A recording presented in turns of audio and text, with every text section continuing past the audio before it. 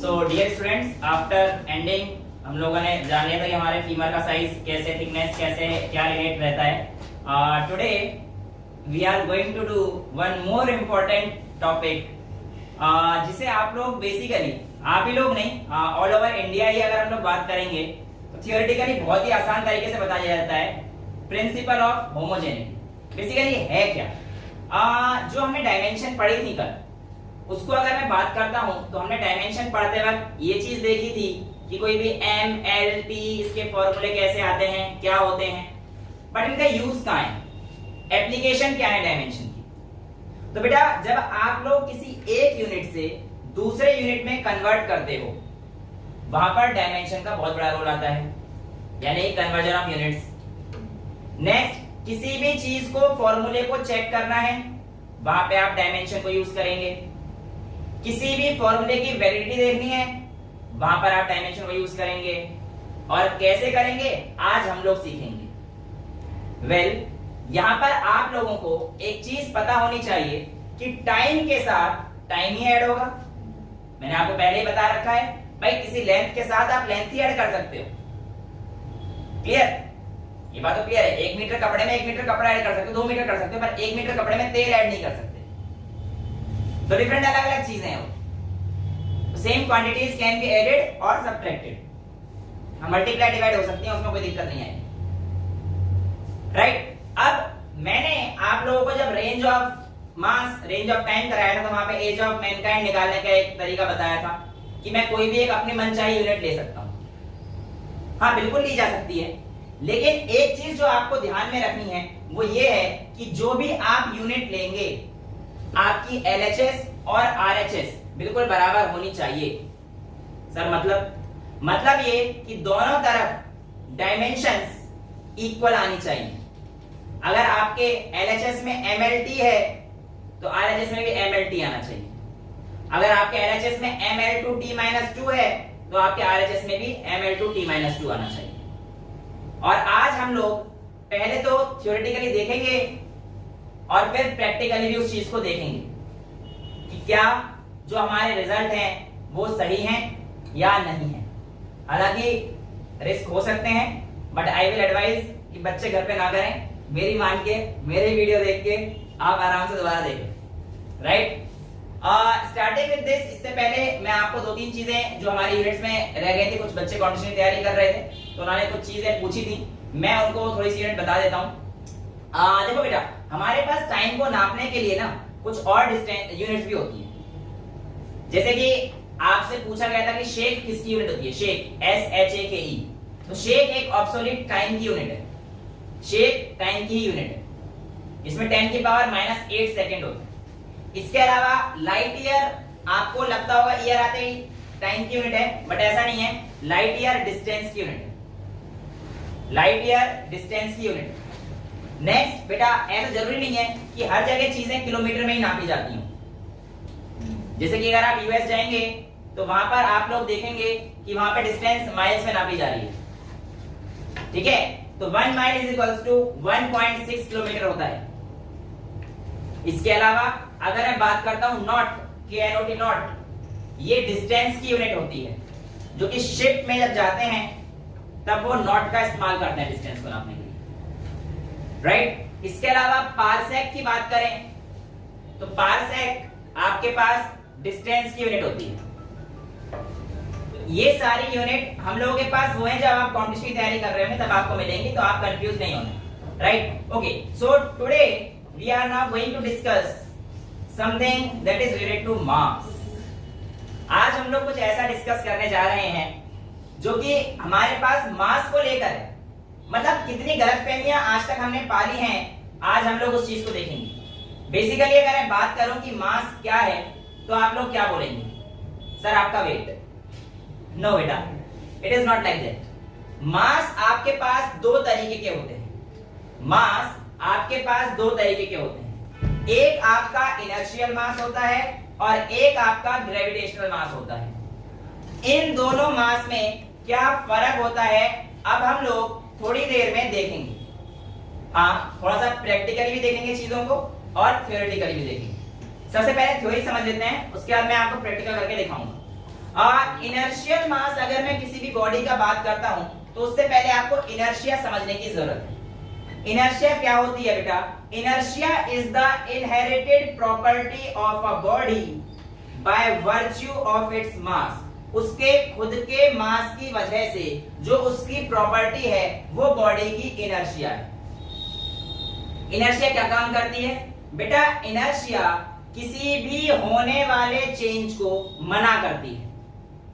अगर कोई body rest पर है तो वो हमेशा रेस्ट पे ही रहना चाहती है, अगर कोई बॉडी मोशन में है तो वो हमेशा मोशन में ही रहना चाहती है। यानी कि अगर कोई बॉडी मोशन में है तो उसके अंदर इनर्शिया ऑफ मोशन है, और अगर कोई बॉडी रेस्ट पर है तो उसके अंदर इनर्शिया ऑफ रेस्ट है। और अगर आप इसको हटाना चाहेंगे तो आपकी बॉडी इसका अपोज करेगी। एग्जांपल के तौर पर 9th क्लास का एक्सपेरिमेंट जो आप सबने सुना भी होगा, करा भी होगा, कि जब आप बैठे होते हैं गाड़ी में, आप रेस्ट पर होते हैं, आपका लोअर बॉडी रेस्ट पे होता है, जैसे ही गाड़ी आपकी अचानक आगे जाती है तो आपकी बॉडी पीछे जाती है due to inertia of rest, क्योंकि आपकी अपर बॉडी ने उस मोशन का अपोज किया है। तो इनर्शिया अपोज करता है किसी भी चेंज का। इनर्शिया क्या चाह रही थी कि आप रेस्ट में रहो, तो इनर्शिया ने अपोज किया आगे जाने का, इसलिए तुम पीछे हो। अगर फेवर करती तो तुम आगे जाते, फेवर नहीं कर रहा है इनर्शिया। तो यहां पर हमारे पास अगर बात करी जाए, एक छोटा सा प्रैक्टिकल करते हैं, छोटा सा, एक चेयर की जरूरत पड़ेगी, राइट? अब बेटा आप लोगों के सामने मैं आपको कुछ बताने जा रहा हूं कि मेरा इनर्शियल मास क्या है, क्या कहता है।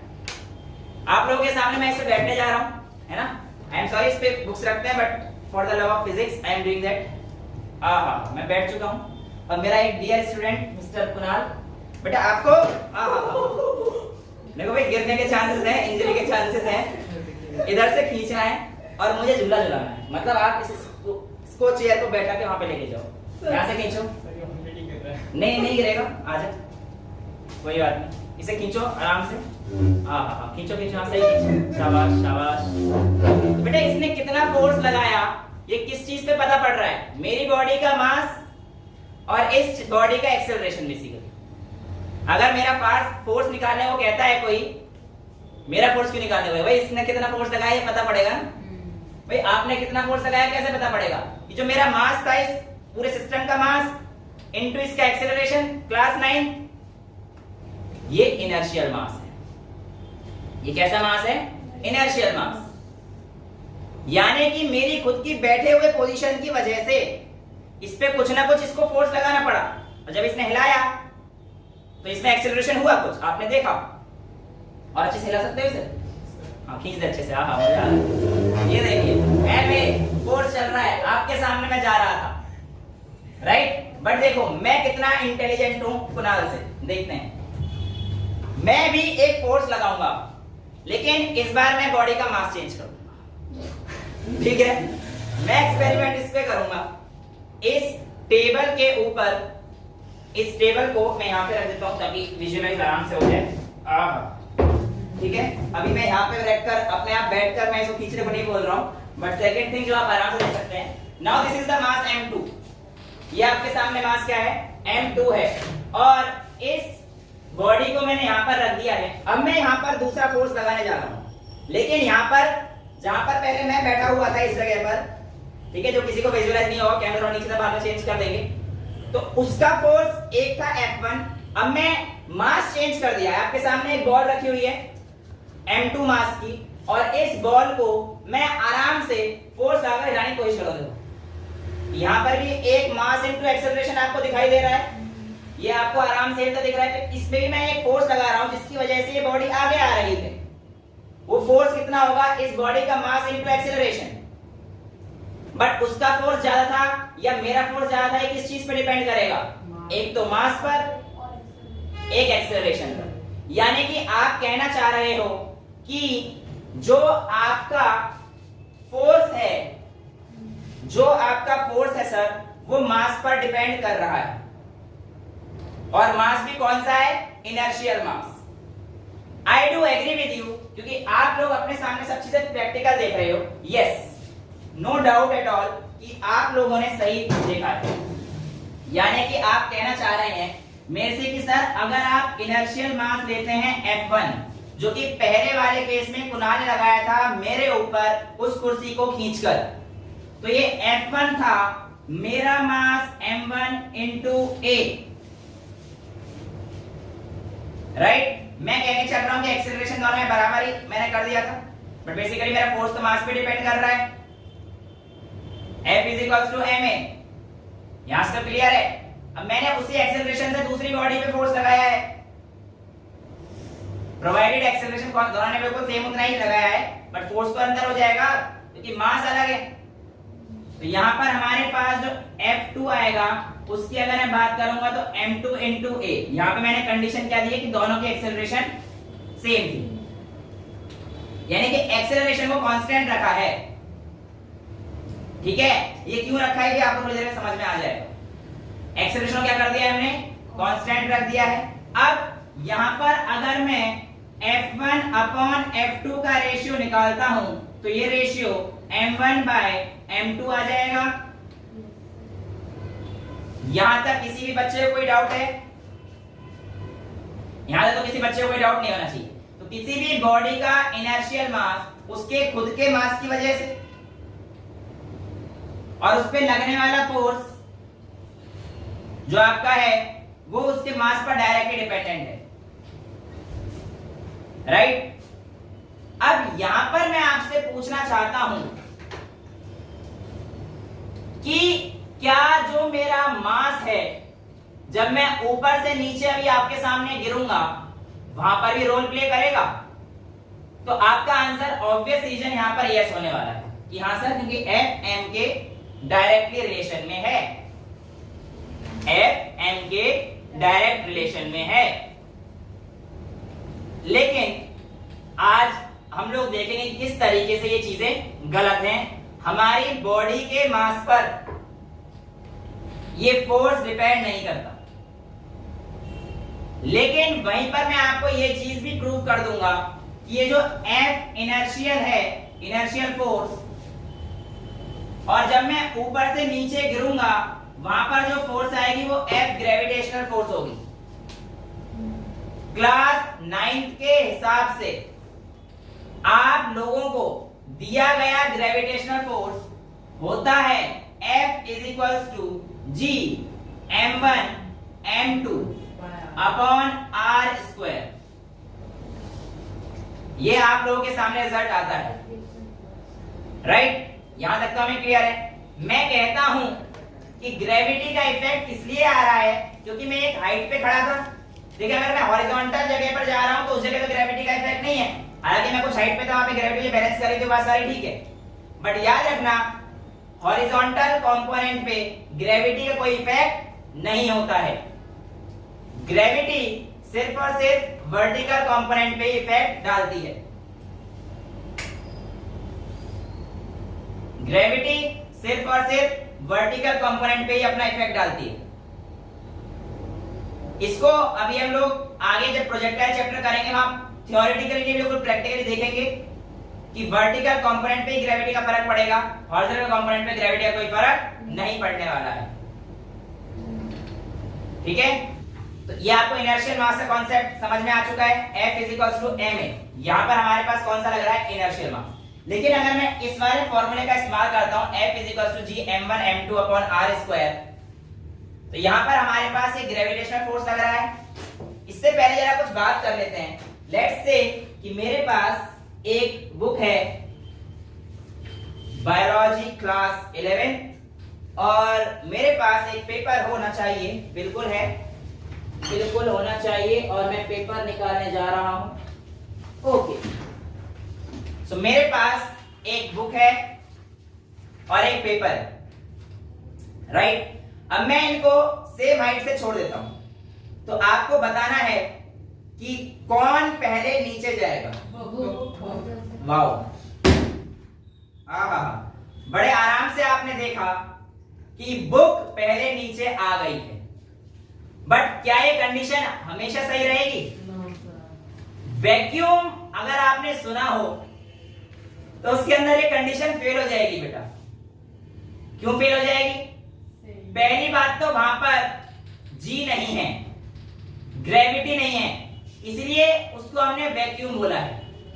और अगर जी नहीं है तो बॉडी का मास नीचे कितनी जल्दी आएगा, कितना लेट आएगा? सेम टाइम पर दोनों नीचे आएंगे। यानी कि बॉडी कितनी देर में नीचे आती है ये उसके मास पर बिल्कुल डिपेंड नहीं करता है। कैसे, ये भी आज हम लोग देखेंगे। अगर मैं कहता हूं कि बेटा मैं इस पेपर को बिल्कुल सेम टाइम जिस पे बुक गिरी है उस पे गिरा सकता हूं, तो आप लोग मुझे कितने रुपए देंगे? 10 रुपीज, 10 रुपए की शर्त लग गई है। ठीक है भाई, आज 10 रुपए के लिए मैं ये काम करने जा रहा हूं। मैं एक्चुअली आप लोगों को वैक्यूम बना के दिखा दूंगा आज। यस, देखते हैं कि वैक्यूम हमारे पास किस तरीके से काम करने वाला है।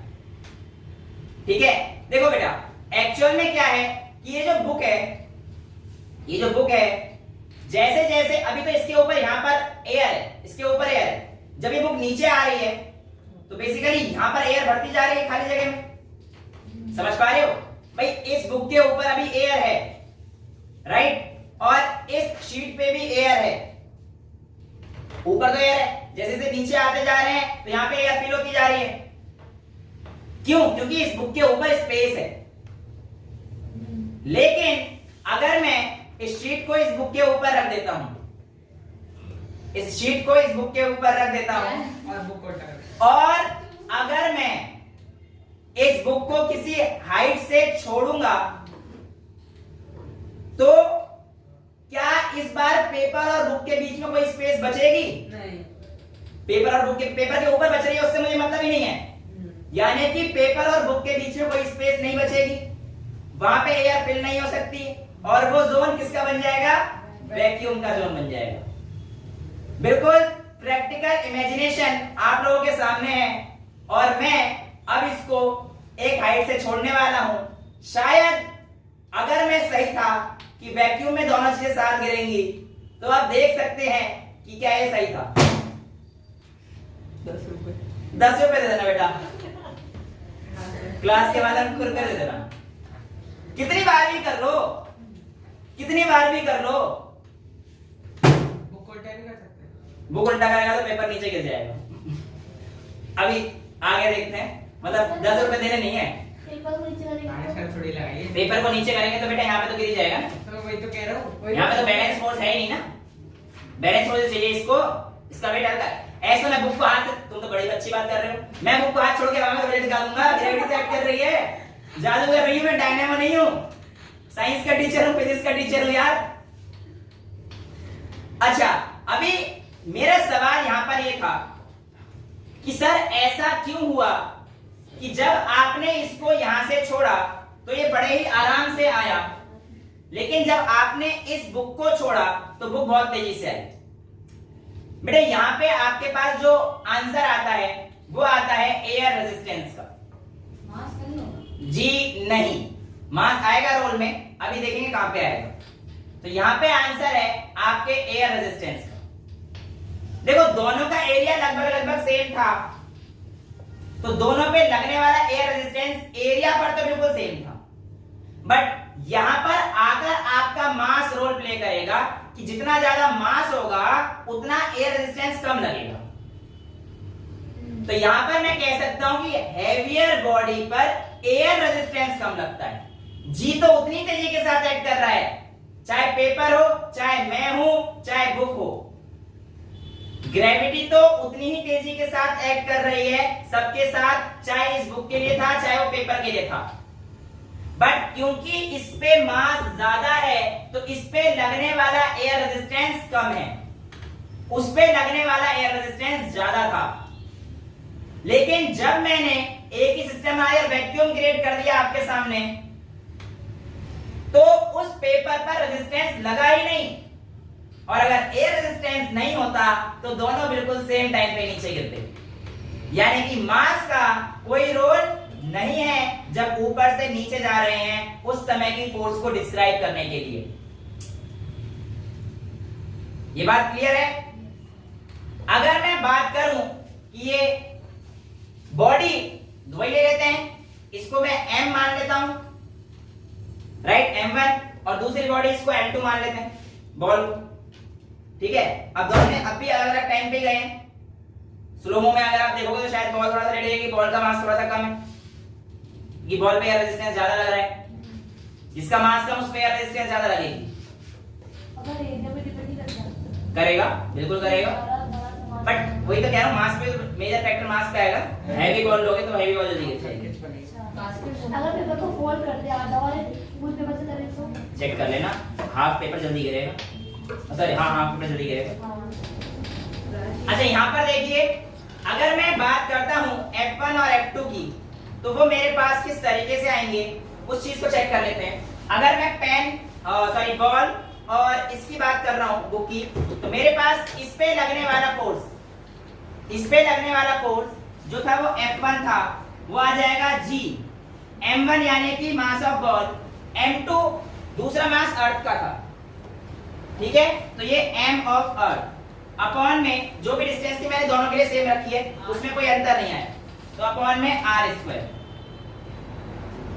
नेक्स्ट जो आपके पास F2 आया वो आया G, बट मास इस बार किसका हो जाएगा, बुक का, तो यहाँ पे आ जाएगा आपके पास M2 me बाय r²। आप F1 अपॉन F2 करेंगे तो यहाँ पर आपके पास G कट जाएगा, me कट जाएगा, r कट जाएगा, यहाँ पर भी आपके पास M1 अपॉन M2 ही आएगा। यानी कि ये दोनों रिजल्ट बिल्कुल परफेक्ट हैं, यानी कि आपका इनर्शियल मास और ग्रेविटेशनल मास बिल्कुल सेम चीज है, बट सिमिलर नहीं है। सिमिलर नहीं, सेम है, रिजल्ट सेम आ रहा है, बट सिमिलर नहीं है। दूसरी चीज अब जो हमारे पास आप लोगों के सामने करी जाएगी वो थोड़ी सी खतरनाक है।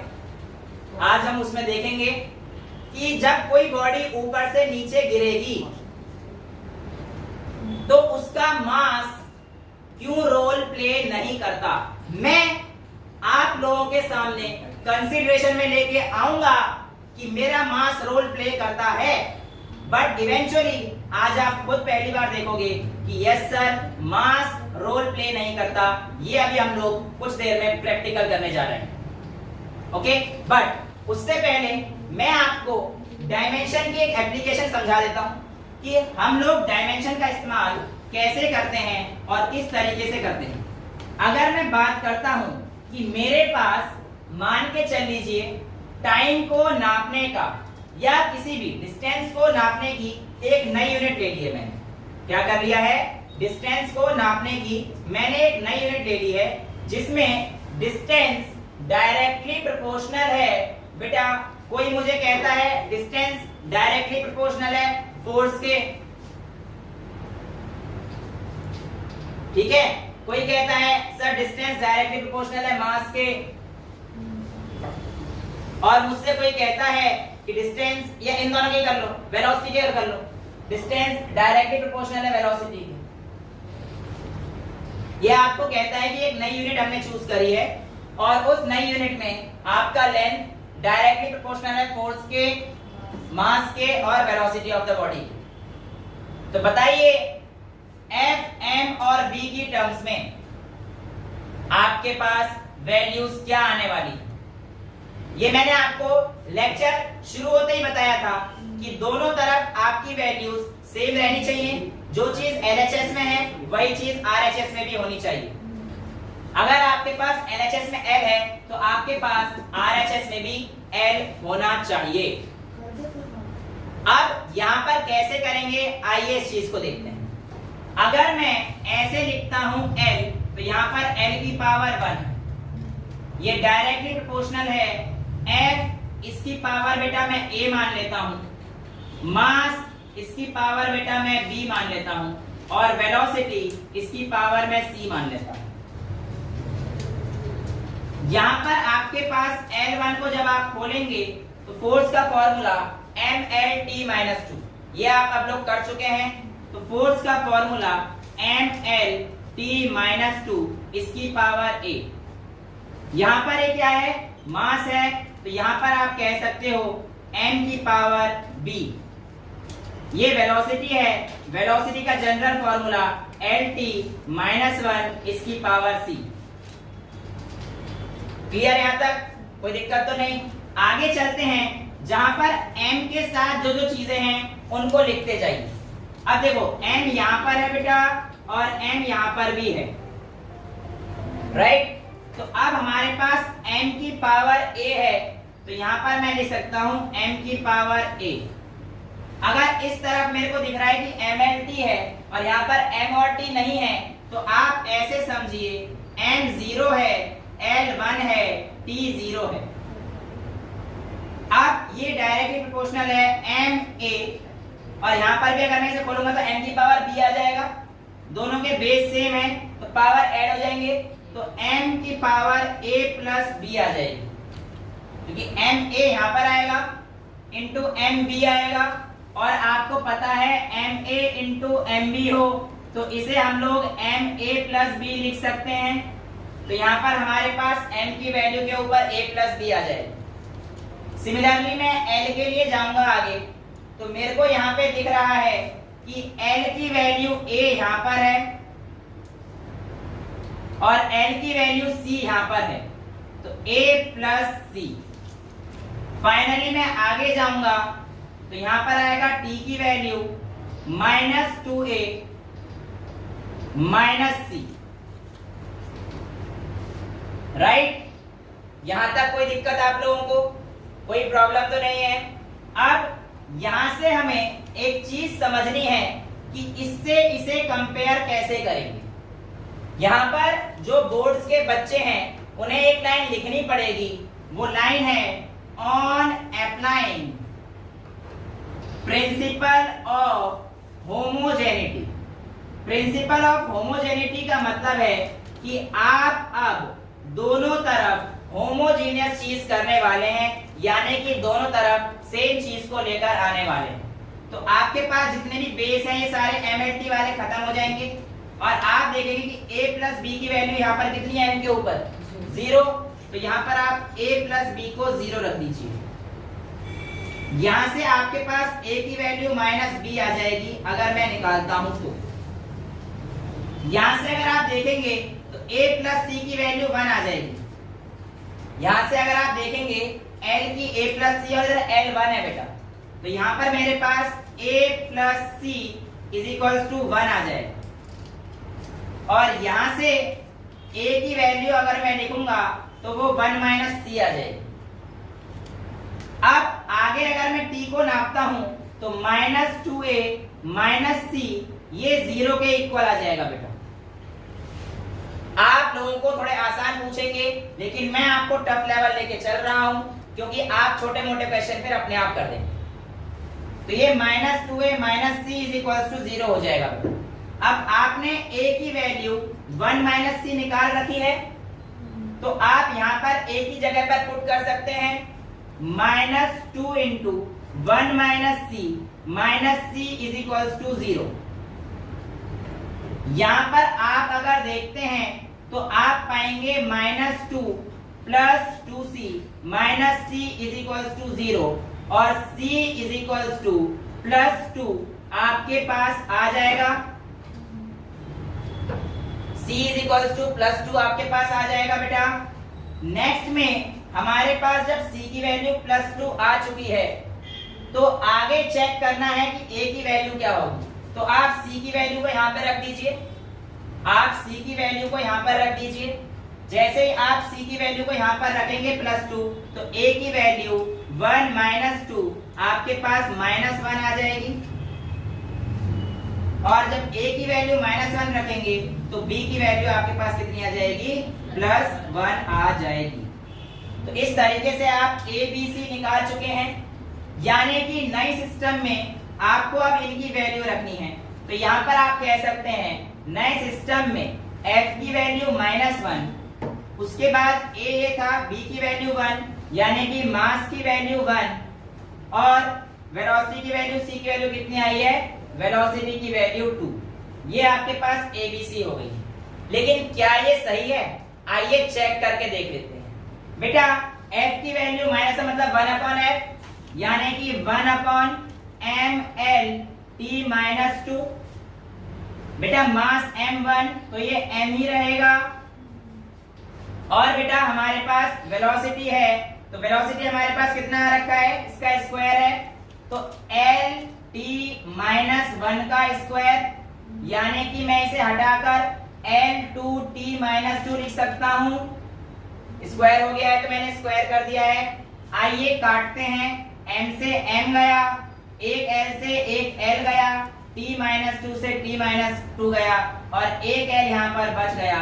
हमारे पास बिल्कुल इधर भी L1 आ चुका है और इधर भी L1 आ चुका है।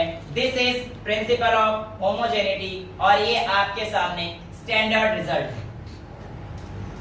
ये तो हमने थ्योरेटिकली पढ़ा, लेकिन आज इसका प्रैक्टिकल हम लोग देखेंगे कि किस तरीके से हमारी अगर कोई चीज किसी भी चीज पर डिपेंड कर रही है तो वो डायमेंशनली वैलिड होगी या नहीं होगी।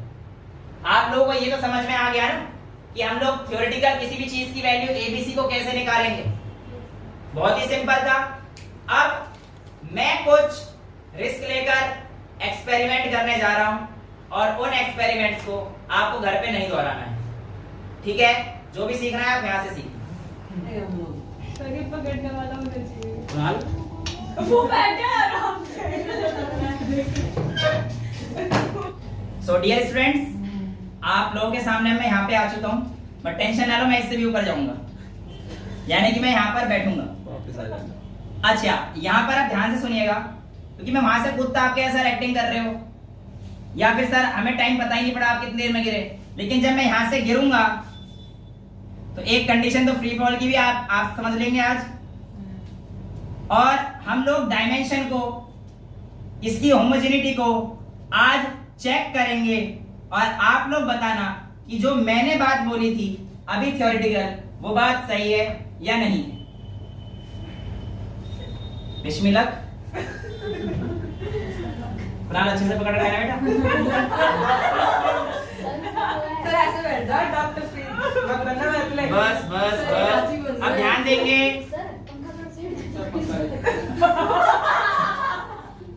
अच्छा okay okay okay, now now now. वैसे हाइट काफी अच्छी खासी ज्यादा हो गई है, मुझे उम्मीद नहीं थी कि ऊपर से सब अच्छा अच्छा दिख रहा है। अच्छा मेरी बात सुनिए ध्यान से, अगर मैं यहाँ पर बैठा हूं और एक केस में मैं बॉल को फेंकूंगा, जो कि अब आपके सामने मैं थोड़ी देर में फेंकने वाला हूं, नीचे गद्दे लगे तो बाउंस नहीं आएगा, तो मैं बॉल फेंक रहा हूं, इसको प्लीज ध्यान से देखिएगा। ये आपके सामने बॉल गिर चुकी है। अब दूसरे केस में आपके सामने 50 किलो का आदमी नीचे कूदने वाला है, हालांकि मैंने बॉल को फ्री फॉल दी थी, मैं फ्री फॉल में नहीं आ सकता क्योंकि मैं अब हवा में चल नहीं सकता,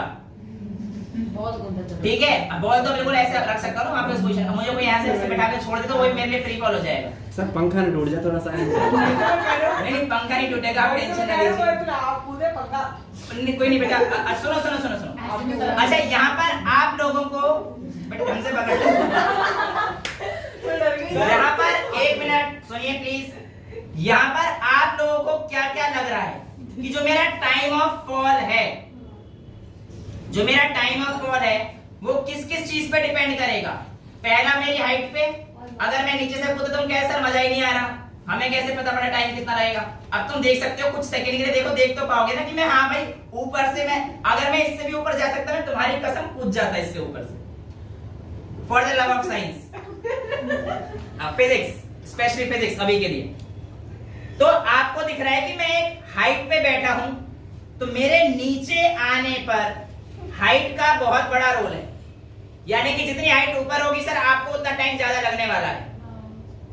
ऐसा दूसरा फैक्टर जो रोल प्ले करेगा हमारे हिसाब से तो वो ग्रेविटी है। मास किस किस के दिमाग में आया? वेरी गुड, बहुत बढ़िया। तीसरा फैक्टर जो आपको नजर आ रहा है वो आपका फोर्स है, सॉरी मास है।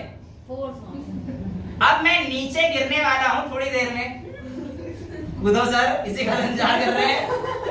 लेकिन आपने यहाँ पर मेरे को 3 फैक्टर बताए हैं। जी सर। कौन कौन से? एक ग्रेविटी, मास, एक ग्रेविटी और तीसरा हाइट। बट बेटा मैं आज आप लोगों को एक चीज क्लियर कर देता हूं, इन 3 में से 2 फैक्टर आपके बहुत ही वाहियात हैं। मास एकदम मेरा मास घंटा कोई फर्क नहीं पड़ेगा, हाइट पे फर्क पड़ेगा। और मैं आपको एंड में ये प्रूफ दे दूंगा कि जो मेरा फ्री फॉल है नीचे वो सिर्फ और सिर्फ हाइट पे डिपेंड करता है। अगर जी नहीं, ग्रेविटी पे भी नहीं, क्योंकि ग्रेविटी कांस्टेंट है सबके लिए। अगर तुम में से कोई भी एक बच्चा ये प्रूफ कर दे कि मेरा टाइम ऑफ फॉल मास पे डिपेंड करता है, तो मेरे को निकाल के दिखा देना, कल जाके स्टूडेंट से नोबेल प्राइज दिला दूंगा मैं। सारे नोबेल प्राइज स्टूडेंट में मिलते हैं। अब मैं यहां से गिर रहा हूं, टी कितना होगा? आई एम सॉरी अगर किसी के लग गई तो, वैसे काफी अच्छे से गिरा हूं, मेरी बॉल जो गिरी थी। अगर मैं इनका टाइम कैलकुलेट करूंगा तो आप लोगों को दिक्कतें आएंगी। सो आफ्टर गिरने के बाद मैं भी ठीक हूं, ऊपर वाले की दुआ से मैं इसको मिटाता हूं और होमोजेनिटी दूसरे तरीके से चेक करते हैं प्रैक्टिकली, जो मैं गिरा क्या वो सही है। आइए देखते हैं फटाफट से। आप लोग मेरे को दोबारा बताइए कि आपने जो मेरा टाइम है वो किस किस फैक्टर पे बताया था? मास। एक तो आप लोगों ने बताया कि सर ये डायरेक्टली प्रोपोर्शनल था मास के, ये डायरेक्टली प्रोपोर्शनल था सर ग्रेविटी के और हाइट के।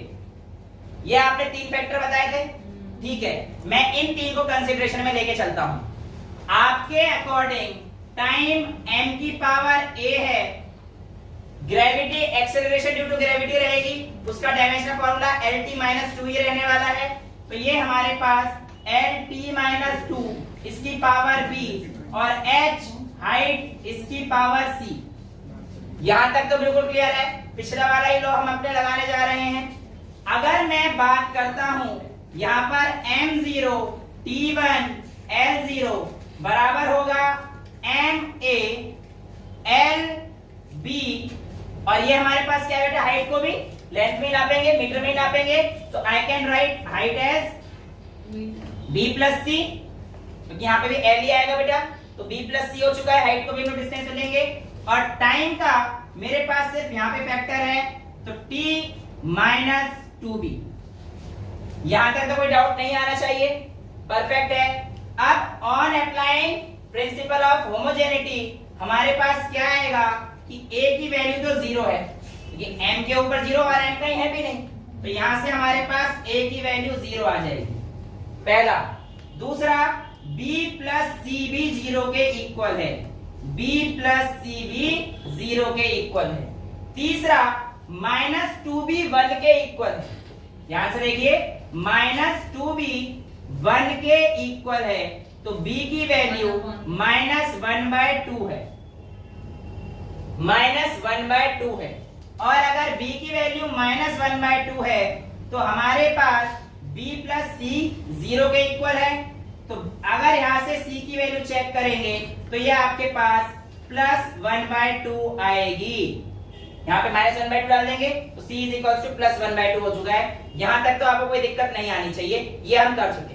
अच्छा, इसको अगर मैं इसमें अप्लाई करता हूं तो यहाँ पर पहले ही आपको दिख गया है m0 0, मास पे कोई डिपेंडेंट नहीं है। अभी तो आगे और देखो बेटा, ट्रेलर बाकी है। यानी कि मेरा t, जैसे जब मैं डायरेक्ट इक्वेशन से हटाता हूं एक कांस्टेंट आएगा, मुझे उस कांस्टेंट से कोई मतलब नहीं है कि कांस्टेंट बेटा डायमेंशन लेस होते हैं। मेरा t जो वैल्यू आई है अगर मैं उसकी बात करता हूं तो t के हट जाए कोई फर्क नहीं पड़ता, m0 ये हमारे पास g था, g की वैल्यू, b की वैल्यू क्या आई है -हाफ का मतलब रूट, और माइनस में लग गया है तो अपॉन में। अब इसे भी करते हैं, और h का मतलब c की वैल्यू +½ आई है 1/2। यानी कि मैं टाइम को लिख सकता हूं अगर कांस्टेंट लेता भी हूं तो भी h/g और उसका अंडर रूट, क्योंकि दोनों हाफ वैल्यू में है, तो t h/g।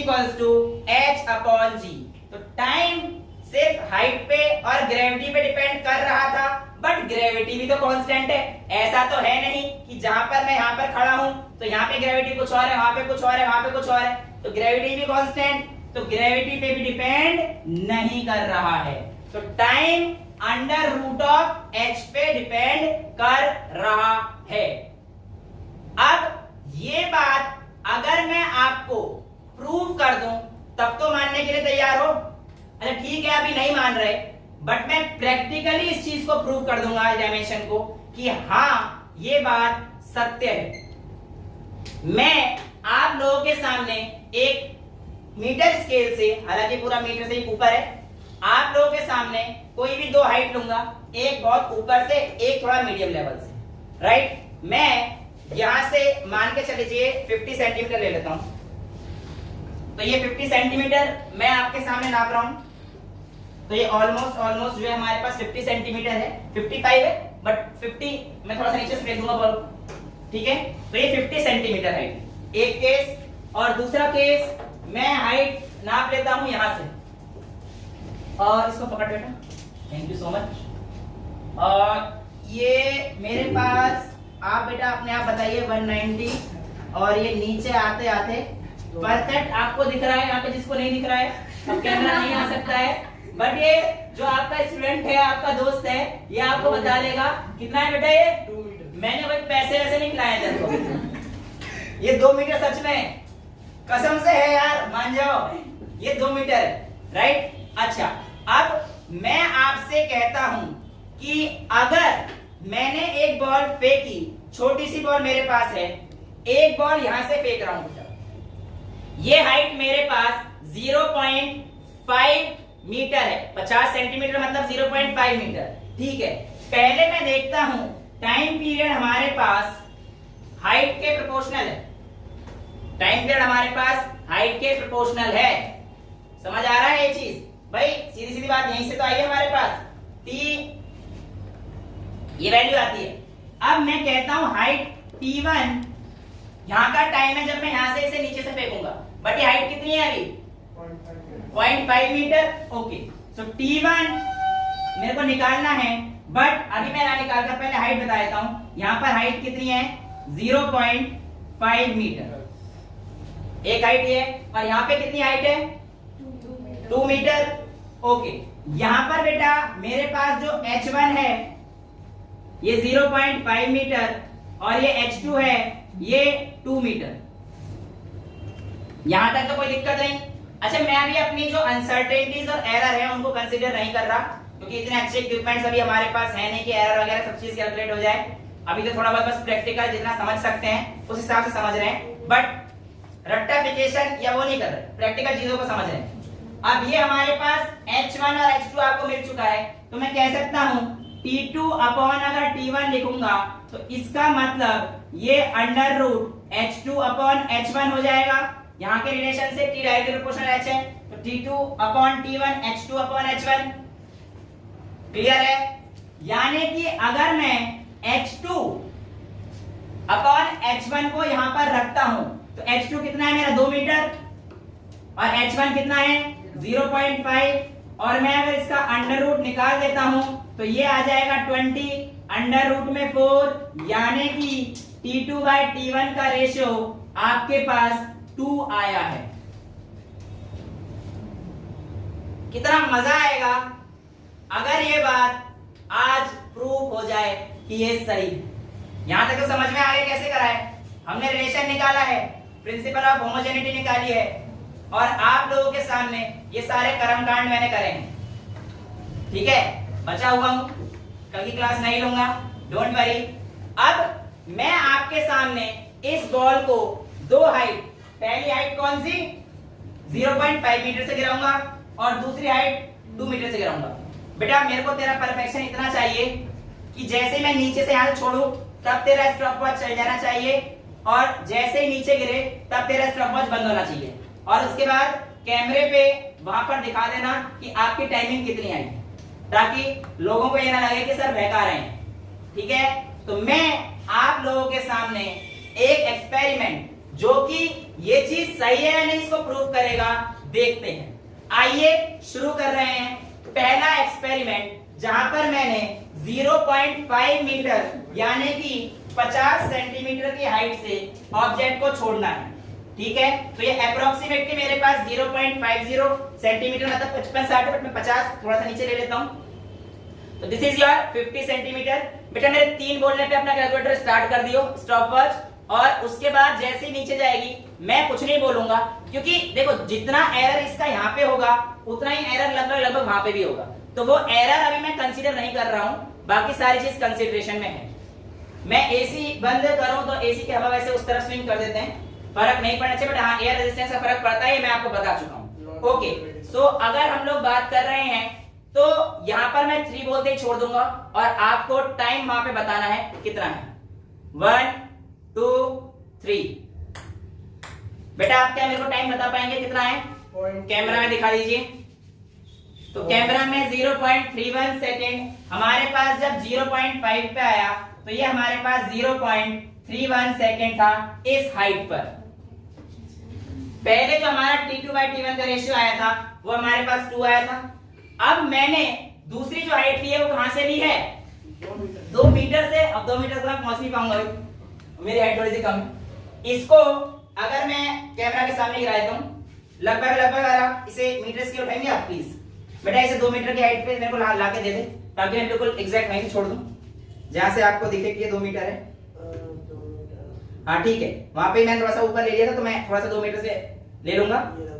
ठीक है, हाँ बेटा छोड़ दे बेटा, थैंक यू सो मच। यहाँ पर मैं 2 मीटर से बॉल को गिरा रहा हूं, और जब 2 मीटर से बॉल गिरेगी तब आपको टाइम बताना है कितना है। ओके, सो 1 2 3।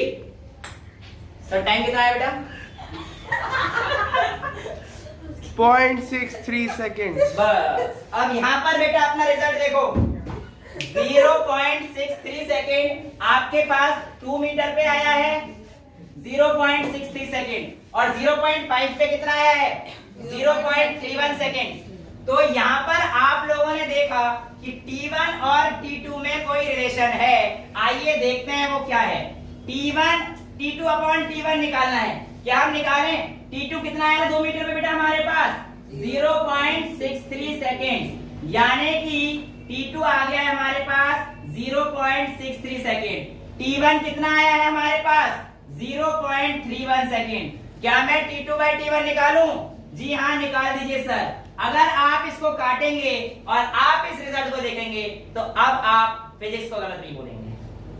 फिजिक्स प्रूव कर चुकी है कि टाइम हाइट पे डिपेंड करता है, ना कि मास पे या फिर किसी ग्रेविटेशनल कांस्टेंट पे, क्योंकि वो तो सबके लिए बराबर रोल प्ले कर रहा है। तो मेरा ऊपर से नीचे गिरना मेरे मास पर क्या टाइम पीरियड डिपेंड किया? नहीं। किस चीज पे डिपेंड कर रहा था? हाइट पर। कितने ऊंचाई से गिरूंगा उस पे तो टाइम पीरियड डिपेंड करेगा। ऐसे क्या देख रहे हो? बिल्कुल सही है, हाँ जी। टाइम पीरियड पे कोई भी चीज हाइट के साथ वेरी होगी, लेकिन कभी भी आप लोगों के मास पर डिपेंड नहीं करेगा। यहाँ पर आप रिजल्ट देखेंगे 1.99 समथिंग आएगा, बट ये जो थोड़ा मोटा एरर आया है 2 सेकेंड और इसका, ये एरर थोड़े से हमारे एक्सपेरिमेंटल एरर में ऊपर नीचे होने के कारण और इधर उधर, क्योंकि इतने प्रोफेशनल आइटम्स हम लोग यूज नहीं कर रहे हैं, बट फिजिक्स होल्ड ट्रू। और आप लोगों के सामने यहाँ पर बताया जाता है कि प्रिंसिपल ऑफ होमोजेनिटी में भी कैसे फिजिक्स अपना रोल प्ले करती है। यहाँ पर आप लोगों के लिए मैं एक चीज और लेके आया था, इसे कहते हैं स्प्रिंग बैलेंस। हाँ, कबाड़ी वाला दिख रहा है हाँ, कबाड़ी वाले की दुकान पे आपको दिख जाएगा बेटा, ये स्प्रिंग बैलेंस है। और स्प्रिंग बैलेंस आप लोगों का ग्रेविटेशनल मास मेजर करने के लिए किया जाता है।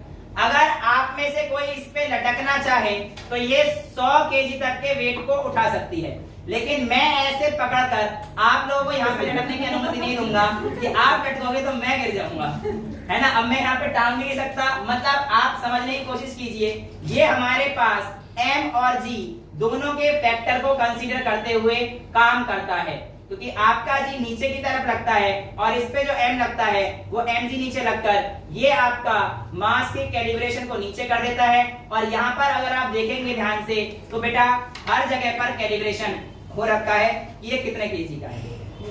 एक चीज हमेशा ध्यान रखना कि बेटा जहां पर इसे बनाया है और जहां पर ऑब्जेक्ट को नाप रहे हो वो जगह आसपास ही होनी चाहिए। ऐसा नहीं कि इसे बना तो यहां पे रहे हो इक्वेटर पे और नाप रहे हो पोल पे जाकर, तो आपकी वैल्यू गलत आएगी। इस बात का क्या मतलब है? इस बात का मतलब ये है कि आपका मास चेंज हो रहा है अगर इसकी वैल्यू गलत आ रही है?